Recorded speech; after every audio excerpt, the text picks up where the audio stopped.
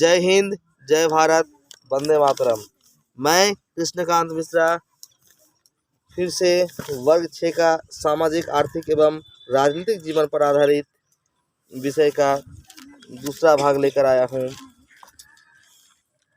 तो देर न करते हुए मैं क्लास को प्रारंभ करता हूँ और आप लोग सभी छात्र छात्राओं से निवेदन कर रहा हूँ कि मेरे चैनल को लाइक कीजिए, सब्सक्राइब कीजिए और शेयर कीजिए और ज़्यादा से ज़्यादा कमेंट कीजिए, ताकि आप लोग को किसी भी तरह का समस्या हो उसका समाधान मैं यूट्यूब के द्वारा कर सकूं। क्योंकि यह लॉकडाउन में बहुत बच्चा स्कूल नहीं जा पा रहा है, सही से ट्यूशन नहीं जा पा रहे हैं, उन सभी विद्यार्थियों के लिए मैं यह प्रयास कर रहा हूं।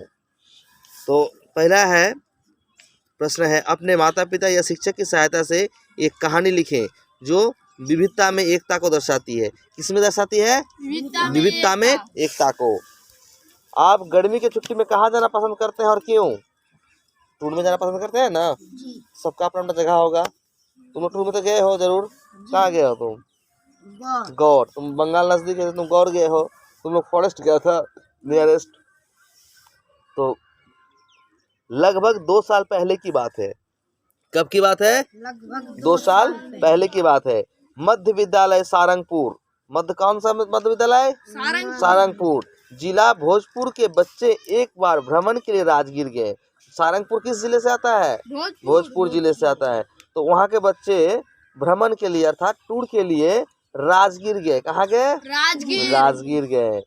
जब विद्यालय के बच्चे वेणुवन पहुँचे तभी वहाँ एक दूसरा परिभ्रमण दल आया। तो विद्यालय के बच्चे कहाँ पहुँचे? वेणुवन पहुँचे। तो वहाँ पर एक दूसरा परिभ्रमण दल क्या कर रहा था?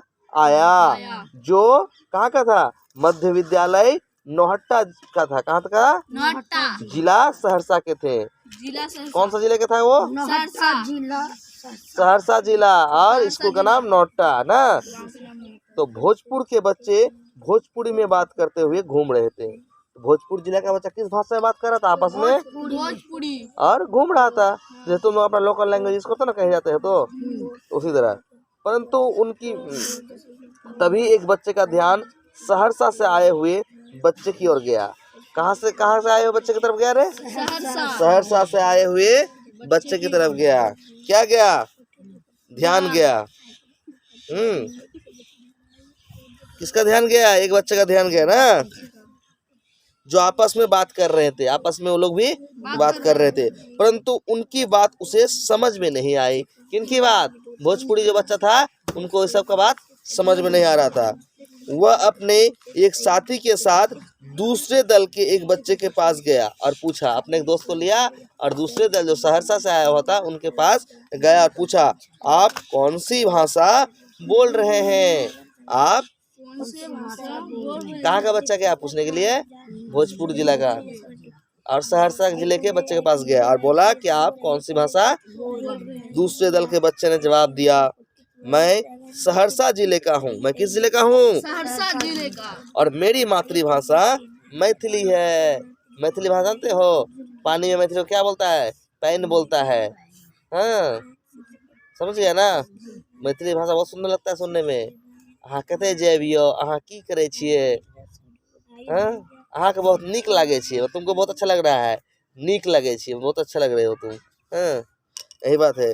दोनों दल के बच्चे एक साथ हिंदी में बात करते हुए घूमने लगे, ताकि देखो मातृभाषा सबका सब नहीं समझ सकता है ना, इसलिए हिंदी में बात करने लगे।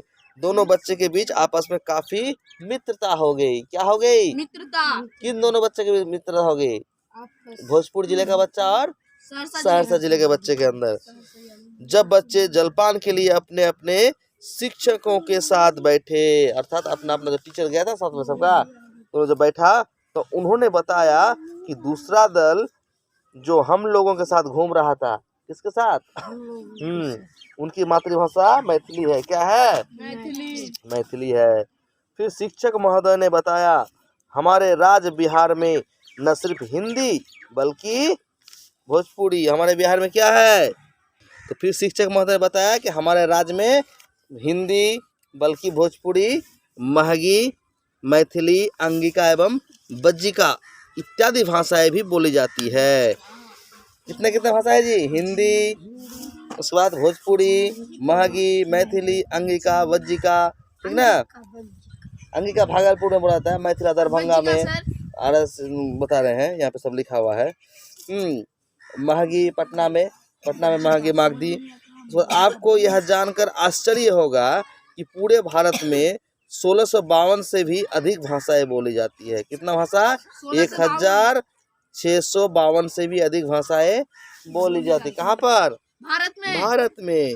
हम लोग बहुभाषी हैं, अर्थात बहुभाषा, बहुत तरह का भाषा का प्रयोग करते हैं। जैसे मैं खुद लगभग 10 से 12 भाषा जानता हूँ।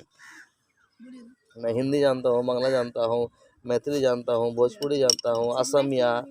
मैथिली में बात नहीं कर रहे थे, हम लोग का मूल भाषा तो मैथिला है ना घर में, ठीक है जी। जैसे बांग्ला आ गया अभी, ठीक है जी, नहीं आ गया। तो हम लोग बहुभाषी हैं। क्या है? बहुभाषी। जैसे तुम लोग घर में अपना भाषा प्रयोग करते हो, स्कूल में अपना भाषा प्रयोग करते हो, कभी किसी का फिर अपना भाषा का प्रयोग कर लेते हो, अपना उन लोगों का भाषा का लगभग करते हो कि नहीं। दूसरा है, आमतौर पर हम सभी एक से अधिक भाषाओं का इस्तेमाल करते हैं कि नहीं करते हैं? एक से अधिक। और अंग्रेज लोग एक ही भाषा, इंग्लिश इंग्लिश इंग्लिश इंग्लिश, क्या? इसलिए आसानी से संपर्क हो जाता है एवं अलग अलग राज्यों में अलग अलग भाषाएं में कामकाज भी किया जाता है। पश्चिम बंगाल में किस भाषा में काम होता है? संविधान की 8वीं अनुसूची 22 भाषा को सम्मिलित किया गया। कितने भाषा को? 22 भाषा। तो शिक्षक की मदद से तालिका को भरे। किसको? शिक्षक की। तो राज्य का नाम देख लो, ए लड़का, क्रम संख्या, राज्य का नाम और बोली जाने वाली भाषा है। बिहार में कितने भाषा बोली जाती है? हिंदी, भोजपुरी, महगी, मैथिली, ठीक ना, अंगिका, ये सब है। उत्तर प्रदेश हिंदी, भोजपुरी, है कि नहीं।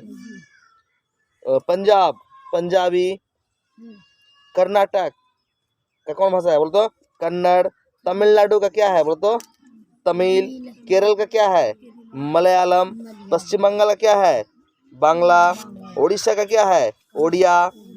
हाँ, ओडिया लगभग बांग्ला से मिलता जुलता है।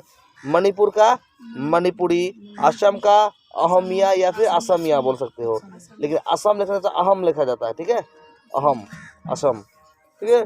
गुजरात का गुजराती और महाराष्ट्र का मराठी, महाराष्ट्र नहीं मराठी, ठीक है, मराठी, समझ गए ना। तो भेदभाव एवं असमानता क्या है? भेदभाव एवं, हाँ, ऊपर हम विविधता के बारे में पढ़ चुके हैं। किसके बारे में? विविधता के बारे में पढ़ चुके हैं। हमने यह भी देखा कि विविधता हमारे जीवन को समृद्ध बनाती है। क्या बनाती है? समृद्ध बनाती है। परंतु समाज में कुछ ऐसी घटनाएं भी होती हैं जिससे हमें दुख होता है। क्या होता है? दुख होता है। कुछ लोग अपने विचारों को ही श्रेष्ठ समझते हैं। किसको श्रेष्ठ समझते हैं? अपने विचार को ही श्रेष्ठ समझते हैं एवं दूसरे को हीन दृष्टि से देखते हैं। कौन सा दृष्टि देखते हैं? हीन, मतलब नीचे दृष्टि से देखते हैं। समाज में व्याप्त अशिक्षा, अविश्वास, अंधविश्वास, गरीबी, व्यर्थ इत्यादि के कारण भेदभाव एवं, तो क्या है? व्याप्त अशिक्षा है, अविश्वास है, अंधविश्वास है और गरीब है, व्यर्थ इत्यादि के कारण भेदभाव एवं असमानता देखने को मिलती है, ठीक ना। ये सब कारण क्या देखने को मिलती है? भेदभाव और असमानता। ये भेदभाव अमीर गरीब किसके अंदर है रे? अमीर गरीब, पढ़े लिखे और अनपढ़ के बीच है, सवर्ण एवं दलितों के बीच है, ठीक है। सबको जानते हो पढ़े लिखे और अनपढ़ में क्या अंतर होता है? क्या? शिक्षित और अशिक्षित में। और सवर्ण एवं अनपढ़, तो सवर्ण में कौन कौन आता है? ब्राह्मण, भूमिहार, राजपूत, ठीक ना। और दलित में कौन कौन आते हैं? दलित में हरिजन व्यक्ति के लोग आते हैं, महार जाति के लोग आते हैं। तो इन सब के अंदर के एक तरह का अंधविश्वास है और एक तरह का सामाजिक रीति नीति का आई है, खराब लगता है ऐसा चीज़। आगे वो भी मनुष्य है, हम भी मनुष्य हैं, तो मिलजुल कर रहना चाहिए ना सबको। तो ये सब ये असमानता के कारण क्या होता है? हम लोग प्रोग्रेस नहीं कर पाते हैं, डेवलप नहीं कर पाते हैं, ठीक ना। अब देखो राम जीवन की कहानी किसकी? किसकी कहानी रे? राम जीवन की कहानी। तो राम जीवन सुपौल जिले के सुखपुर गांव का एक प्रतिष्ठित व्यक्ति है। कहाँ का? किस जिले का? सुखपुर जिले का एक प्रतिष्ठित व्यक्ति है। सुखपुर जिला नहीं, सुपौल जिला का, और सुखपुर गांव का है। ठीक है, एक प्रतिष्ठित यानी गण्यमान्य व्यक्ति है। क्या? नामी दामी व्यक्ति है। विवाह के 10 वर्ष के पश्चात उसके घर में एक लड़की का जन्म हुआ। कितना दिन बाद? शादी के 10 साल बाद उसके घर में एक लड़की का, कन्या का जन्म हुआ, यानी आविर्भाव हुआ, पैदा हुआ। राम जीवन की चाहत तो बेटे की थी, मतलब उसको सोचा अगर बेटा होता तो काश कितना मजा ना। उसका सपना था क्या? बेटे की थी। पर बेटी पाकर भी वे संतुष्ट थे, अर्थात वे बेटी को जन्म जो हुआ घर में, उससे भी वो क्या था? खुश था ना, संतुष्ट था। बेटे की चाह में 1 वर्ष बाद पुनः बेटी ही होती है। क्या होती है? 2 बेटियां होने के कारण वह काफी चिंतित रहने लगा, यानी टेंशनलाइज हो गया। क्या? कौन? राम जीवन चिंतित रहने लगा। बेटे की चाहत में वह मंदिरों, मस्जिदों में हाथ जोड़ने और मन्नतें मांगने लगा। भगवान के पास मंदिर में जाके, मस्जिद में जाके, काश अगर मेरा बेटा हो जाए। क्या? इसी तरह 5 वर्ष बीत जाने के बाद आखिरकार तीसरे बच्चे के रूप में उसे पुत्र की प्राप्ति हुई। क्या प्राप्ति हुई? पुत्र की प्राप्ति हुई। खुशी के मारे उसने पूरे गांव में भोज की व्यवस्था की। किसकी व्यवस्था की? भोज की व्यवस्था की। चलो, होता है ना खुशी को, क्या अच्छी बात है, सब कोई करता है, वो भी क्या। गुजरते समय के साथ माता पिता दोनों बेटियों की अपेक्षा बेटे के रहन सहन, मतलब बेटा का जो परवरिश होता है, रहन सहन, खान पान, पहनावा, यानी जो पहनता है ना, खेल कूद आदि पर विशेष ध्यान देते थे। इस चीज पर बहुत ध्यान देने लगे। जबकि बेटियों से घर का सारा काम, इससे बेटियों से घर का सारा काम, जैसे भोजन पकाना हो, ठीक है, चौका बर्तन यानी बर्तन उतर मलाना हो, झाड़ू पोछा देना हो, आदि काम करवाया जाता है। क्या किया जाता? तो बेटियों से घर का भोजन बनाना, चौका बर्तन, झाड़ू पोछा आदि काम कराने लगा। और बेटे को रईसी, एकदम रईसी का जिंदगी दे दे। क्या? ऐसो आराम की, एकदम पहनावा, अच्छा अच्छा कपड़ा, अच्छा अच्छा खाना पीना, खेल कूद में ध्यान देना, ठीक, ये सब करने लगा। मतलब 2 नजरिया होने लगा ना, करवाया जाता था। बेटियां इन कामों के अलावे पढ़ाई पर खुद से ध्यान देती थी, अपने से ध्यान देती थी। वही बेटे के लिए स्कूली शिक्षा अच्छे विद्यालय में होती थी, मतलब कोई प्राइवेट स्कूल में, जैसा बहुत बड़ा स्कूल में ना, और साथ में ही उसे घर पर शिक्षक आकर पढ़ाया करते थे। होम ट्यूशन भी दिया जाता था। किसको? बेटे को। परंतु वह पढ़ाई के बदले खेल कूद, लड़ाई झगड़ा क्या करता था। कौन? उसका बेटा।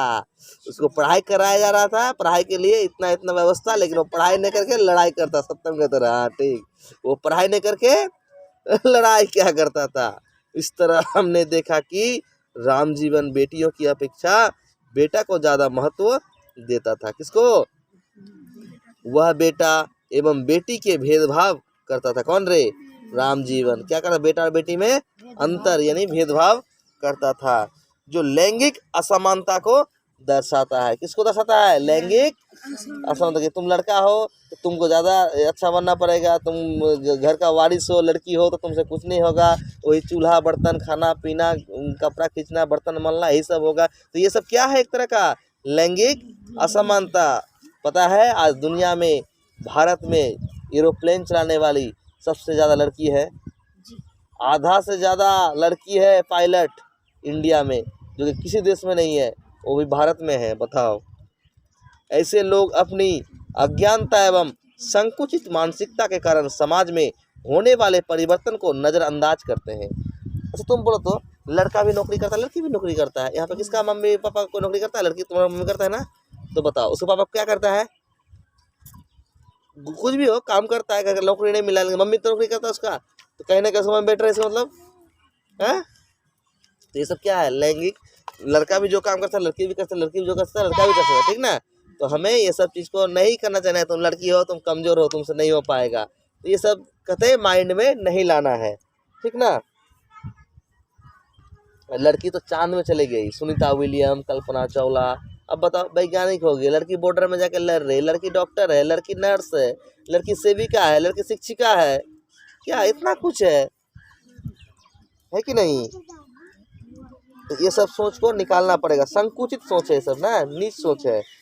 इतिहास साक्षी है कि लड़कियों ने धरती से लेकर आकाश तक अपनी कामयाबी में परचम लहराया है। इसमें हाँ, अब तुम देख लो मीराबाई चानू, ये वही लेके आ गए इस बार, नहीं लेके आई। अरे भारोत्तोलन में उसका पहले कर्णम मल्लेश्वरी लेके आया था कि नहीं आया था? देखो ये मूर्ख पता ही नहीं। भारोत्तोलन देखो, उसमें तुम्हारे पास जो किताब उसमें लिखा हुआ है, देखो। क्लास कैसा लगा? अच्छा लगा। तो नेक्स्ट क्लास अब अगला हफ्ता करेंगे। जी सर। तो सभी विद्यार्थी से अनुरोध है कि मेरे चैनल को लाइक कीजिए, सब्सक्राइब कीजिए, शेयर कीजिए और अपना अपना कमेंट दीजिए, ताकि मैं नया नया वीडियो अपलोड कर सकूं और आप लोगों की समस्या का समाधान कर सकूं यूट्यूब के माध्यम से। तो यहीं पर मैं अपने क्लास को विराम देता हूं, समाप्त करता हूं। जय हिंद, जय भारत, वंदे मातरम।